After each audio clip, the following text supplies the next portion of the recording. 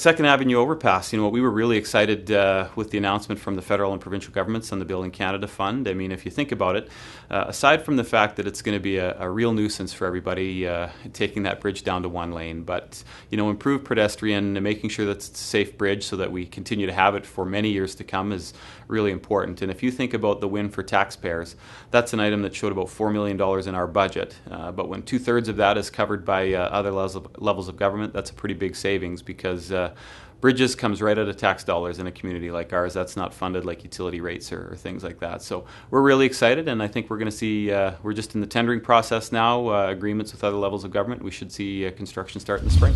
We're so thankful to all of the families or individuals that are building homes in our community, or the investors that are putting up businesses. But, we're fortunate. We're on pace for another record year in terms of construction, and it's nice to say that those are headlines, I guess, that we've been getting used to in our community with the record number of construction we've had over the last number of years. And really, I think what's exciting about it is it's in all aspects of our community. If you look out in the Northeast, we've got great commercial expansion with Marks and Sport Check, obviously healthcare with long-term care, lots of residential development with the 55-plus condo unit, housing, lots of townhouse developments. So a great mix of commercial and industrial out in the Northeast that's great for that area.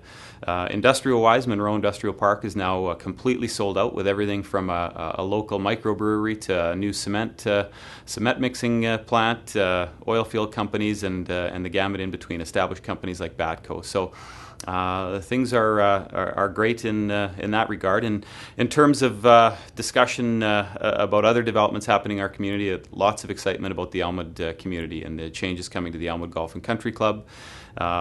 If you're a golfing fan, obviously you've seen all the changes to the holes there, but more exciting is the residential development that's just going to be beautiful on that eastern part of our community. And of course, the school sites, the city's just closed on an agreement with Holy Trinity, so part of our development bylaw is engaging the public in those particular areas in terms of the best fit for the old St. Joe's and St. Pat sites. And of course, I know there's lots of discussion on other school sites that are going to be closing down. And as I said, part of our development bylaw is engaging our community. It's important to get that feedback, and we'll take that to heart going forward with any planning. But it's exciting times to see change in our community. Change is often difficult to deal with, but it's really exciting to think about how our community is going to play out over the next 5, 10, 15 years.